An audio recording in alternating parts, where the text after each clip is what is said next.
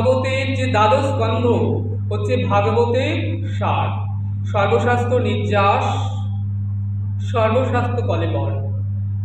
তাহলে দ্বাদশ স্কন্ধের প্রথম থেকে চতুর্থ অধ্যায় ভগবানের আবির্ভাব লীলা, পঞ্চম থেকে 39 হলো ব্রজলীলা, 40 থেকে 51 মথুরা লীলা, আর 52 থেকে 90 হলো দ্বারকা লীলা।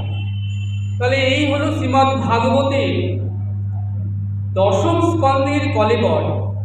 তার মধ্যে 29তম অধ্যায়, 30তম অধ্যায়, 31তম অধ্যায়, 32তম অধ্যায় এবং 33তম অধ্যায়, এই পঞ্চ অধ্যায়কে বলা হয় রাস পঞ্চ অধ্যায়, যেটি ভগবানের প্রাণ।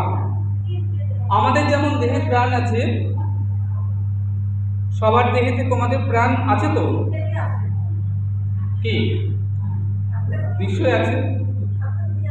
তো ভগবানের যেমন এই যে বললাম, এটি হচ্ছে পঞ্চ অধ্যায় হচ্ছে ভগবানের প্রাণ, তেমনি আমাদের দেহে সবার প্রাণ আছে। আচ্ছা, আমাদের দেহে কটি প্রাণ আছে? কটি? একটি, দুটি, চারটি? কটি প্রাণ আমাদের দেহে? একদম এটা কি করবো, এটা লক করবো তো? একটি। সবাই কি বলছে, আমাদের দেহে কটি প্রাণ? একটি। বিলকুল গলত উত্তর, বিলকুল গলত। আমাদের দেহে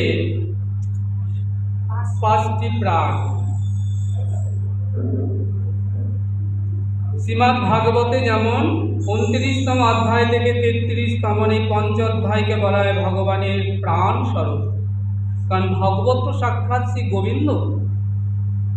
তার মধ্যে এই যে রাস পঞ্চোধ্যায়, এটা ভগবতের প্রাণ। তাহলে আমাদের দেহ আছে পঞ্চপ্রাণ। এই পঞ্চপ্রাণ কি কি? পান, অপান, বিয়ান, উদান এবং সমান।